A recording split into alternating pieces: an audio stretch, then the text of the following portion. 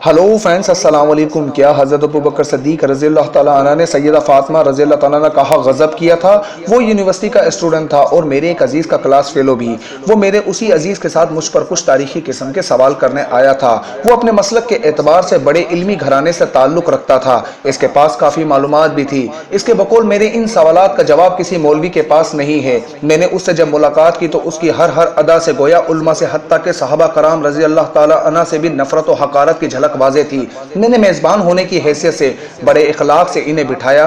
تھوڑی دیر حال حوال دریافت کرنے کے بعد گفتگو شروع ہو گئی۔ اس کا پہلا سوال ہی بذیعم خود بڑا جاندار تھا، اور وہ یہ کہ تم ابوبکر صدیق رضی اللہ تعالیٰ عنہ کو نبی کا خلیفہ کیوں مانتے ہو؟ ہم تو حضرت ابوبکر صدیق رضی اللہ تعالیٰ عنہ کو خلیفہ رسول اس لیے نہیں مانتے کہ انہوں نے سید کائنات خاتون جنت کو ان کے حق نہیں دیا تھا، بلکہ ان کا حق غضب کر لیا تھا۔ میں نے کہا ذرا کھل کر بولیں، جو آپ کہنا چاہ رہے ہیں اس حق کی وضاحت کر دیں کہ وہ حق کیا تھا۔ کہنے لگا وہ باغ فدق، وہ حضور صلی اللہ علیہ وآلہ وسلم کی صاحبزادی حضرت فاطمہ رضی اللہ تعالیٰ عنہ کو ملنا تھا، لیکن وہ باغ انہیں ابوبکر صدیق رضی اللہ تعالیٰ نے نہیں دیا تھا۔ یہ صرف میرا دعویٰ ہی نہیں بلکہ میرے پاس اس دعوے ہر مسلک کی کتابوں سے ایسے وزنی دلائل موجود ہیں جنہیں آپ کا کوئی عالم جھٹلا نہیں سکتا۔ یہ بات اس نے بڑے پر اعتماد اور مضبوط انداز میں کہی۔ مزید اس نے کہا کہ میری بات کے ثبوت کے لیے یہی کافی ہے کہ وہ باغ فدق آج بھی سعودی حکومت کے زیر تصرف ہے اور وہ حکومتی مصارف کے لیے وقف ہے۔ یہ اس بات کی دلیل ہے کہ آج تک آل رسول صلی اللہ علیہ وآلہ وسلم کو ان کا حق نہیں ملا ہے۔ اب آپ ہی بتائیں، جنہوں نے آل رسول صلی اللہ علیہ وآلہ وسلم کے ساتھ یہ کیا ہو، ہم انہیں کیسے خلفۂ رسول تسلیم کر لیں؟ میں نے اس کی گفتگو بڑے تحمل سے سنی اور اس کا اعتراض سن کر میں نے پوچھا کہ آپ کا سوال مکمل ہو گیا یا کچھ باقی ہے؟ وہ کہنے لگا میرا سوال مکمل ہو گیا ہے، اب آپ جواب دیں۔ میں نے عرض کیا کہ آپ حضرت صلی اللہ علیہ وآلہ وسلم کے بعد پہلا خلیفہ کن کو مانتے ہو؟ وہ کہنے لگا ہم مولا علی کو خلیفہ بالفضل مانتے ہیں۔ میں نے کہا کہ عوام و خاص کے جان و مال اور ان کے حقوق کا تحفظ خلیفۃ المسلمین کی ذمہ داری ہوتی ہے، کسی اور کی نہیں۔ مجھے آپ پر تعجب ہو رہا ہے کہ آپ خلیفہ بالفضل تو حضرت علی کو مان رہے ہیں اور اعتراض حضرت ابوبکر صدیق پر کر رہے ہیں۔ یا تو ابوبکر صدیق رضی اللہ تعالیٰ عنہ کو پہلا خلیفہ مانو، پھر آپ کا ان پر اعتراض کرنے کا کسی حد تک جواز بھی بنتا ہے، ورنہ جن کو آپ پہلا خلیفہ مانتے ہو یہ اعتراض بھی انہی پر کر سکتے ہو کہ آپ کی خلافت کے زمانے میں خاتون جنت کا حق کیوں مارا گیا۔ میری بات سن کر اسے حیرت کا ایک جھٹکا لگا، مگر ساتھ ہی اس نے خود کو سنبھالتے ہوئے کہا جی بات دراصل یہ ہے کہ ہمارے ہاں مولا علی کو خلافت ظاہری آپ کے خلفائے ثلاثہ کے بعد شروع ہوتی ہے، اس سے پہلے تو ہم ان کی خلافت کو غضب مانتے ہیں، یعنی آپ کے خلفائے ثلاثہ نے مولا علی کی خلافت کو ظاہری طور پر غضب کیا ہوا تھا، اس لیے مولا علی تو اس وقت مجبور تھے، وہ یہ حق کیسے دے سکتے تھے؟ اس کی یہ تعویل سن کر میں نے کہا عزیز میرے تعجب میں آپ نے مزید اضافہ کر دیا ہے۔ ایک طرف تو آپ کا یہ عقیدہ ہے کہ مولا علی مشکل کشا ہے، عجیب بات ہے کہ انہی کے گھر کے ایک کے بعد دوسری مشکل آپ نے ذکر کر دی، یعنی ان کی زوجہ محترمہ کا حق مارا گیا لیکن وہ مجبور تھے اور وہ مشکل کشا ہونے کے باوجود ان کی مشکل کشائی نہ کر سکے، پھر ان کا اپنا حق خلافت غضب ہوا لیکن وہ خود اپنی مشکل کشائی بھی نہ کر سکے۔ یا تو ان کی مشکل کشائی کا انکار کر دو، اور اگر انہیں مشکل کشا مانتے ہو تو یہ من گھڑت باتیں کرنا چھوڑ دو کہ طاقتوروں نے ان کی حقوق کو غضب کر لیے تھے۔ دوسری بات یہ کہ اگر بالفرض المحال آپ کی یہ بات تسلیم بھی کر لی جائے کہ اصحاب ثلاثہ نے ان کی خلافت غضب کر لی تھی،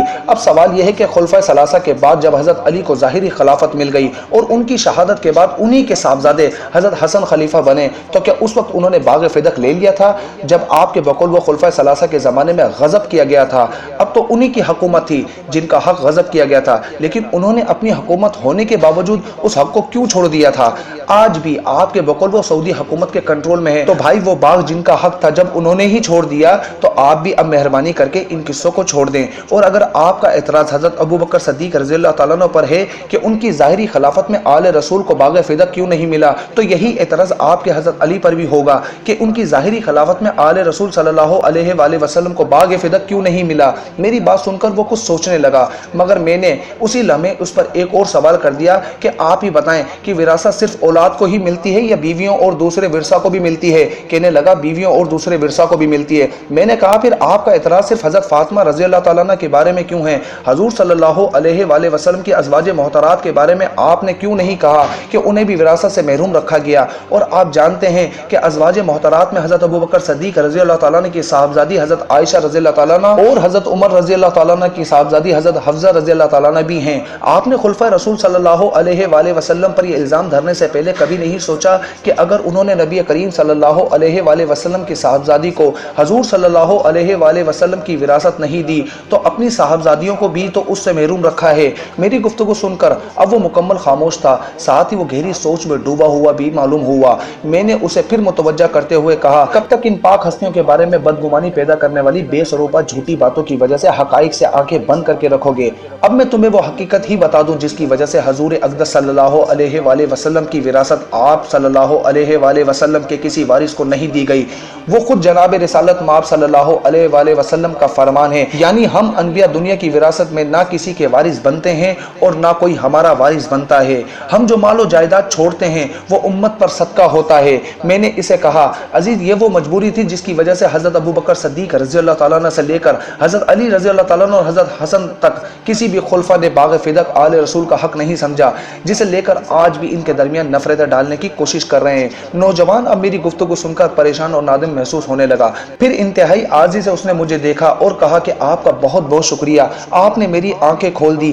آج سے میں اس طرح کے اعتراضات کرنے سے توبہ کرتا ہوں۔ اب میں رب تعالیٰ سے بھی وعدہ کرتا ہوں کہ آئندہ میں رسول اللہ صلی اللہ علیہ وآلہ وسلم کے صحابہ کے بارے میں اپنی سوچ کو مثبت بناؤں گا۔ میں نے اس نوجوان کو مبارک دی اور ایک محبت سے بھرپور مناقہ مضافہ ہوا۔ پھر وہ نوجوان شکریہ ادا کرتے ہوئے چلا گیا۔ تو فرینڈز، آج کا ویڈیو پیغام آپ کو کیسا لگا کمنٹ باکس میں ہمیں ضرور بتائیے گا، اور اس پیغام کو ضرور شیئر کیجیے گا جو امت کے درمیان ایک تفرقہ پیدا کیا جاتا ہے جھوٹ کے دلائل کی وجہ سے۔ تو آج کا ویڈیو پیغام آپ نے تمام لوگوں سے شیئر ضرور کرنا ہے، اور اگر اب تک آپ نے ہمارا یوٹیوب چینل سبسکرائب نہیں کیا تو ہمارے یوٹیوب چینل کو سبسکرائب کرنا مت بھولیے گا۔ السلام علیکم۔